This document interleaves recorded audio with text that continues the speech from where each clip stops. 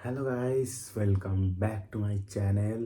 तो आज हम बात करने वाले हैं रिगार्डिंग 24-25 का रियल मैड्रिड का स्क्वाड। कौन कौन आएगा, कौन कौन जाएगा, पूरा डिटेल्स आपको मिलेगा। चैनल पर बने रहिए, लाइक कमेंट और शेयर कर दीजिए अपने दोस्तों के साथ। तो चलिए बिना किसी देरी के वीडियो को स्टार्ट करते हैं। तो रियल मैड्रिड जानी क्यों जाती है? अब बोलिए, आप कमेंट में बोलिए कि क्यों जानी जाती है।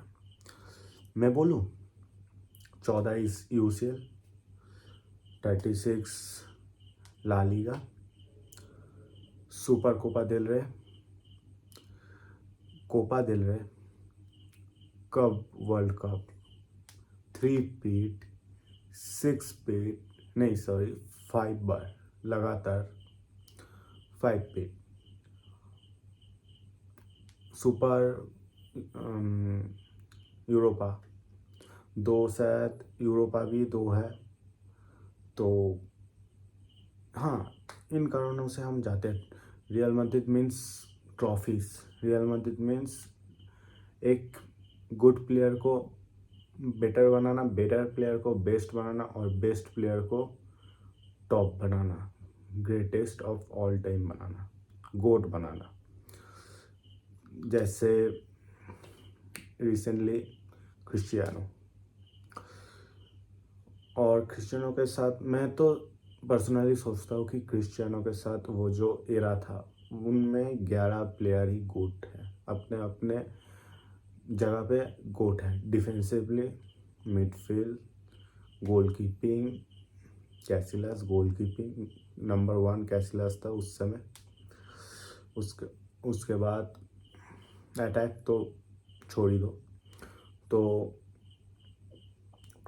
अभी वो टॉपिक नहीं है, टॉपिक है रियल मैड्रिड का 2024-25 का सीज़न। पहले ही बता दूँ तो हमारा एक्सपेक्टेशन 2023-24 से ज़्यादा ही होगा, क्योंकि आई होप, मुझे नहीं पता कि आगे जाके क्या होगा, क्योंकि मुझे लगता है कि जैसे 2023-24 में जितना इंजरी था उससे तो थोड़ा कम ही होगा। जैसे मिलिटाओ बाहर था ACL,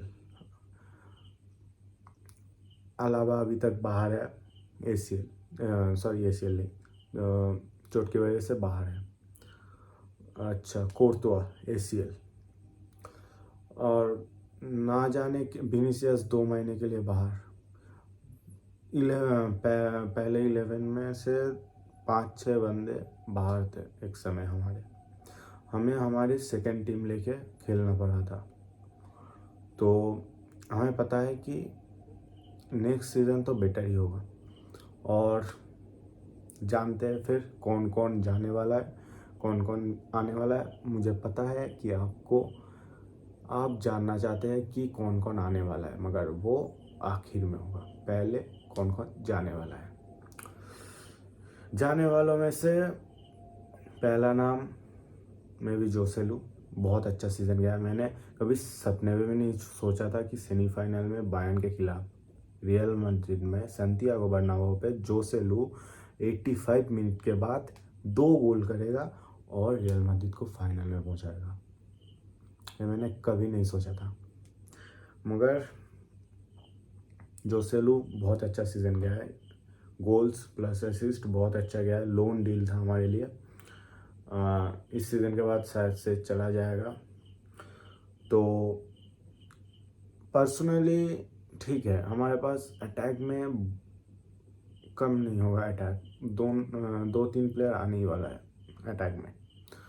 तो मुझे लगता है कि ठीक है, जोसेलू चला गया है, मगर हाँ, जोसेलू अपनी जगह पे अच्छा है, मगर उससे भी बेटर प्लेयर आने वाला है अभी। तो उसके बाद हमारा क्लब लेजेंड लुका मॉड्रिच। मुझे नहीं लगता कि पेरेस और कॉन्ट्रैक्ट देगा लुका मॉड्रिच को। अभी वो 38 का है, 39 का भी हो जाएगा।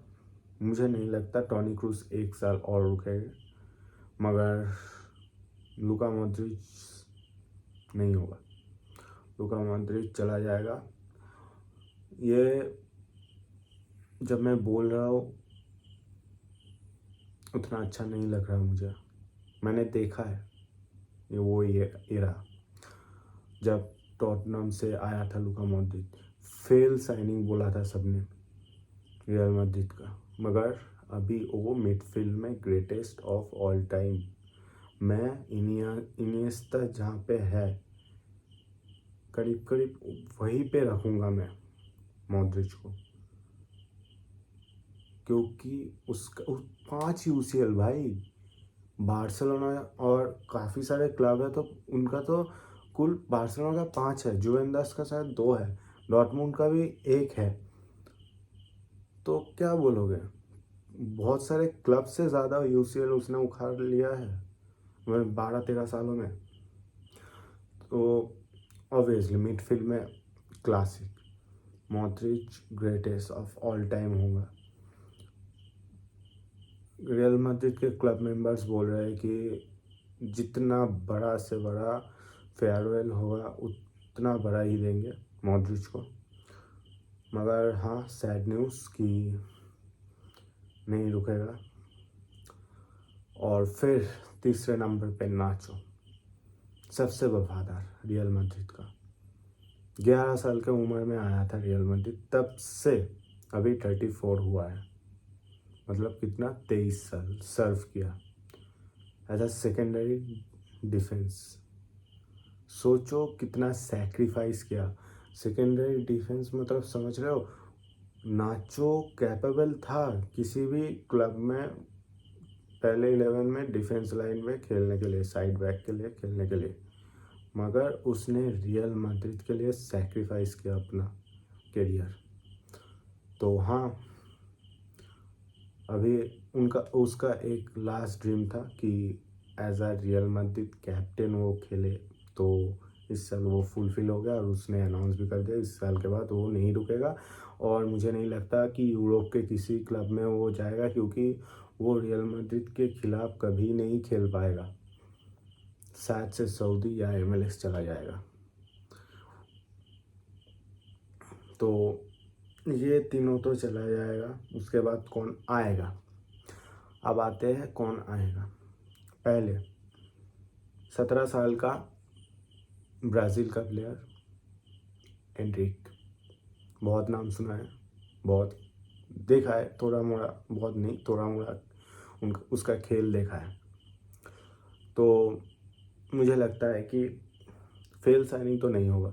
हाँ, आर्दा गुलर के जैसा होगा कि पहले सीज़न थोड़ा कम टाइम मिलेगा, मगर उसको पहले डेवलप करेगा, उसके बाद उसको मैदान में उतारा जाएगा। तो मुझे लगता है कि एंड्रिक गुड साइनिंग, मगर as a secondary attacker I think वो एम्बापे का सब्स्टिट्यूट खेलेगा। नाम तो बता ही दिया, 5 सालों का इंतज़ार, Ninja turtle.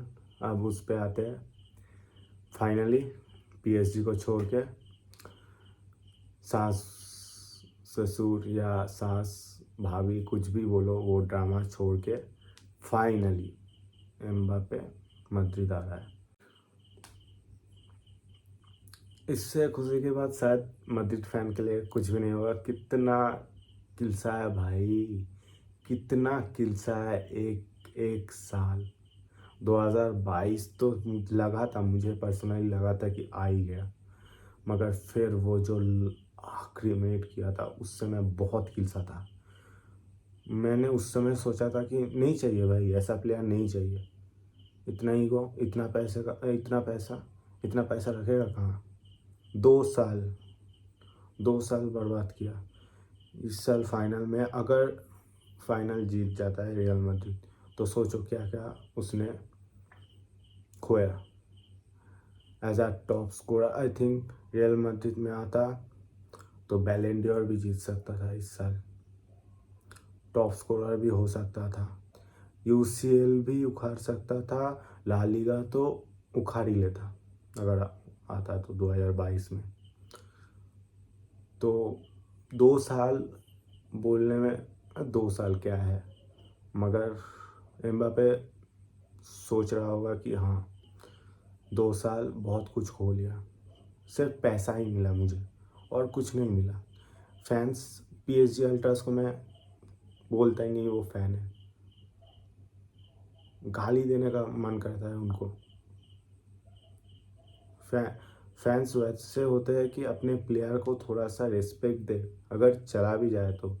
Messi, Neymar, Ramos के साथ क्या हुआ, अभी एम्बापे के साथ भी हो रहा है। वो क्या हो रहा है, वो फैंस है। फैंस आपको देखो तो उससे लॉयल तो मैन सिटी का फ़ैन है, कम से कम रिस्पेक्ट करता है। और PSG ने तो कुछ उखाड़ा भी नहीं मैन सिटी जैसा। मैन सिटी ने तो तब भी ट्रैवल सोचो, ट्रैवल चैम्पियंस लीग उखाड़ लिया PSG से पहले, दोनों ही ऑयल का क्लब। बट मैन सिटी ने पहले कर दिया ना, मगर उनमें ज़्यादा घमंड नहीं है जितना PSG पे। तो टॉपिक से भटक रहा हूँ। तो हाँ, एम्बापे आएगा। और पहले तो हो रहा था कि शायद डेविस भी आ जाए, मगर अब शायद नहीं लग रहा, मेंडी ही होगा। 2024 में नहीं, 25 में शायद से राइट बैक एक कारवाल का सब्स्टिट्यूट आएगा, एक अच्छा कोई। और फिर लूनिन का पता नहीं कि क्या करेगा। उसको तो वो जो इस सीज़न परफॉर्मेंस दिया है वो फर्स्ट टीम के लिए हकदार है, मगर मुझे नहीं लगता कोर्तोआ से पहले होगा, तो मे बी वो चला भी जा सकता है। और आखिर में एक बात कह के मैं वीडियो को ख़त्म करूँगा कि हाँ, मैन सिटी अच्छी टीम है, बहुत बढ़िया टीम है, अभी टॉप कर रहा है लगातार। प्रीमियर लीग को 4 बार उखाड़ लिया। टॉप टीम है, फोर्डन है, डिब्रोइन है, डोकू है, ग्रिलिश है, हालैंड है, कौन कौन कौन नहीं है, बनादो है, दियास है, कौन कौन नहीं है। मगर पिछले बार भी देखा, उससे पहले भी देखा, मैन सिटी को अगर कोई रोक सकता है तो वो यूरोप में अभी no Bayern, no Barcelona, no Arsenal, no Liverpool, कोई नहीं, ओनली ऑन रियल मैड्रिड। और अगर रियल मैड्रिड को भी नेक्स्ट एरा में कोई एक रोक सकता है तो वो मैन सिटी। मुझे नहीं लगता पिछले नहीं, आने वाले 10 सालों में इन दोनों क्लब को कोई रोक सकता है। हाँ, इन दोनों क्लब दोनों को ही खुद ही रोक सकता है। तो आखिर में यही बोलूँगा कि लाइक कीजिए, एंजॉयबल वीडियोस के लिए सब्सक्राइब कीजिए, कमेंट कीजिए कि कौन सा वीडियो चाहिए। आज के लिए इतना ही, फिर कल मिलते हैं किसी और नए टॉपिक के लेके। तो बाय।